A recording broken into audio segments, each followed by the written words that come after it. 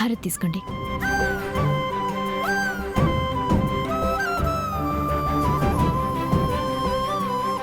పొద్దున్నే పూజకి లేవమంటేనే తిట్టేసేదానివి, అలాంటిది నువ్వేనా పొద్దున్నే లేచి మరి పూజ చేస్తున్నా? నిషి, అయితే అతివృష్టి లేకపోతే అనావృష్టి మధ్యలో అస్సలు ఉండవు కదా. అబ్బా,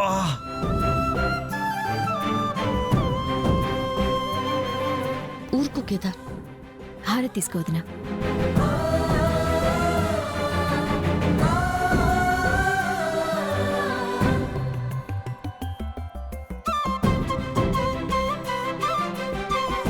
నిజంగా నిషి, ఈ 2-3 రోజుల్లో నీలో వచ్చిన చేంజ్ చూస్తుంటే చాలా హ్యాపీగా ఉంది. నాకు మాత్రం బాధగా ఉండదు. కూలిపోతున్న నా కాపురాన్ని కాపాడమని ఆ దేవుణ్ణి అడుగుతున్నాను యువరాజ్. సారీ నిషి, నువ్వు నన్ను ఆ పరిస్థితుల్లో చూసి ఎంత బాధపడి ఉంటావో నాకు తెలుసు. ఇంత జరిగా కూడా నువ్వు నన్ను క్షమించినందుకు థ్యాంక్స్. థ్యాంక్స్ చెప్పాల్సింది నాకు కాదు యువరాజ్, మా అక్క జగదాత్రికి. మా అక్క ఎప్పటి నుంచో ఆలోచించి నిర్ణయాలు తీసుకోమని చెప్పింది. ఆవేశపడొద్దని చెప్పేది. అందుకే ఈసారికి నేను ఆలోచించి నిర్ణయం తీసుకున్నాను. నీకింకొక అవకాశం ఇస్తున్నాను. చాలు నిషి, నువ్వు మారిపోయావు, నాకదే చాలు. నీలో మార్పు వస్తే చూడాలని నువ్వు ఇంట్లో కోడలుగా అడుగు పెట్టినప్పటి నుంచి ఎదురు చూస్తున్నాను నిష్క. మీ ఇద్దరిని ఇలా కలిసిమెలిసి చూస్తుంటే కడుపు నిండిపోతుంది. వదినా, అలా అని టిఫిన్ తినకుండా ఆఫీస్కి వెళ్ళిపోతారా ఏంటి? హే నువ్వు ఇవాళ ఎవరికి ఏది ఇష్టమో అది నా చేత్తోనే చేసి పెడతాను. అందరూ వెళ్ళి మీ పనులు చూసుకొని టిఫిన్ టైంకి అయితే వచ్చేసేయండి. నిషి, నీ ఫేవరెట్ పెసరట్ చేస్తాను. నాకేమొద్దక్కా. ఎందుకు? నేను ఇవాళ ఉపవాసం ఉంటున్నాను.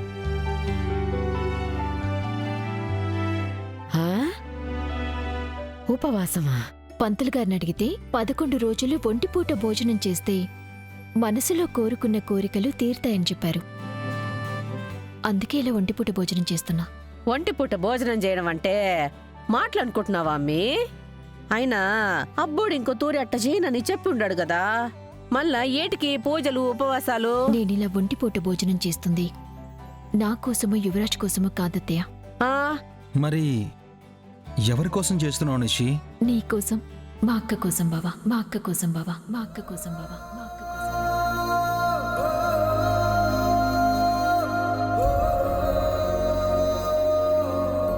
మా కోసమా? అవునక్క, నీకు పిల్లలు లేరని నిన్న అత్తయ్య అన్న మాటలకి నువ్వు ఎంత బాధపడి ఉంటావో నాకు తెలుసు. అందుకే పరిస్థితులన్నీ చక్కబడి నీకు పంటంటి బిడ్డ పుట్టాలని ఇదిగో ఈ వ్రతం చేస్తున్నాను.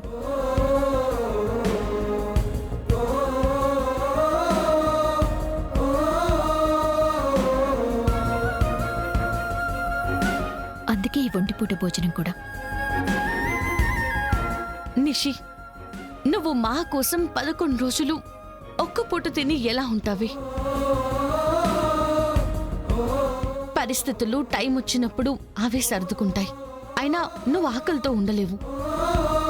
నేను నీకు చేసిన అన్యాయాలకు, అన్న మాటలకు నన్ను ఏమాత్రమైనా చేయనివక్క, ప్లీజ్.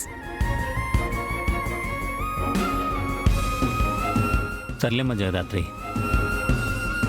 ఎలాగూ మొక్కుకుంది కదా, మళ్ళీ ఎందుకు మనం వద్దని చెప్పడం? అసలే దేవుడు మొక్కది. సరే మావయ్య గారు. నిషి, ఈవినింగ్ వరకు ఏం తినకూడదు కాబట్టి నువ్వు ఎక్కువ పనిచేసి ఎనర్జీ వేస్ట్ చేసుకోకు. సరే అక్క.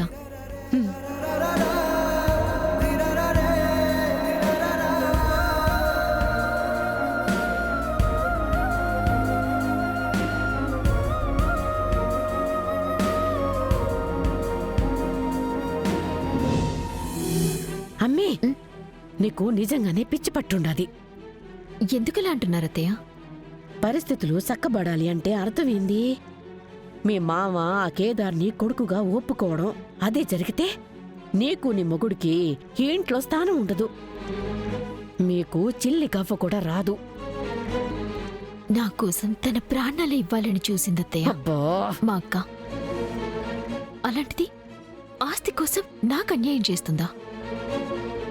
అదంతా మీ భయం అంతే అత్తయ్య. ఒక్కసారి ఆ భయాన్ని దాటి వచ్చి చూడండి. వాళ్ళ మంచి మనసు మీకు అర్థమవుతుంది.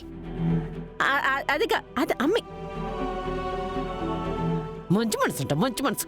ఎవడికి కావాలి ఆవిడ మంచి మనసు?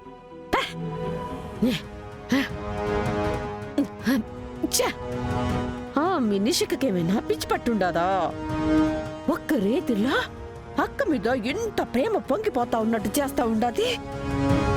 ఈ అమ్మి గాని ఇట్నే ఉంటే కేదారు పెద్ద కొడుకని, ఆ అమ్మి జగదాత్రిని పెద్ద కోడల్ని చేసినా చేస్తుంది.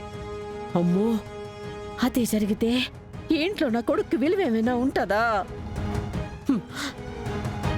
ఈ అమ్మి నిషిక ఇట్టా మారేదానికి, నేను ఇట్ట టెన్షన్ పడేదానికి ఆ దివ్యాంకే కారణం. అయినా నా కొడుకు కోడలి జీవితాన్ని నాశనం చేయాలని చూసినా ఆ దివ్యాంకని ఎట్టా వదిలిపెడతా? ఛే!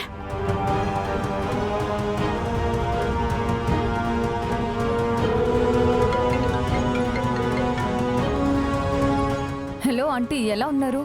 నీ కళ్ళు పడినాక, నువ్వు మా మీద పగ పెట్టుకున్నాక నేనెట్టా ఉంటానమ్మీ? ఏడుస్తా ఉండా. ఆంటీ, మీరేం మాట్లాడుతున్నారో నాకు అర్థం కావడం లేదు. నటించబాకమ్మీ. ఆ సోనీని ఆఫీసులో చేర్పించి నా కొడుక్కి దగ్గరయ్యి అబ్బోడికి నిషికని దూరం చేయమని చెప్పింది నువ్వు కదా? వాట్? నేను నిష్కా కాపురాన్ని కూల్చాలని చూశానా అని మీకు ఎవరు చెప్పారు ఆంటీ? ఆ జగదాత్రినే కదా? కాదు, నిషినే చెప్పుండాది. నువ్వు ఆ పొద్దు రోడ్డు మీద జరిగిన దాన్ని మనసులో పెట్టుకొని ఇదంతా చేస్తున్నామని చెప్పుండాది. ఆ నిషిక నన్ను అపార్థం చేసుకుందా ఆంటీ. నాకు సోనీకి ఏ సంబంధం లేదు. సంబంధం లేకపోతే ఆ అమ్మి ఇంట్లో నా కొడుకు మందు దాగి తెలివి లేకుండా ఏటికి పడిపోయి ఉండాడు. నువ్వు ఆ ఇంట్లో ఏటికుండావు? సోనీ నా కొడుకు కోడలి జీవితాన్ని నాశనం చేయాలనుకోకపోతే నా కొడుకుని ఏటికి తనింటికి తీసుకుపోయి ఉండది. ఎందుకంటే జగదాత్రి చెప్పింది కాబట్టి చెప్పింది కాబట్టి చెప్పింది కాబట్టి.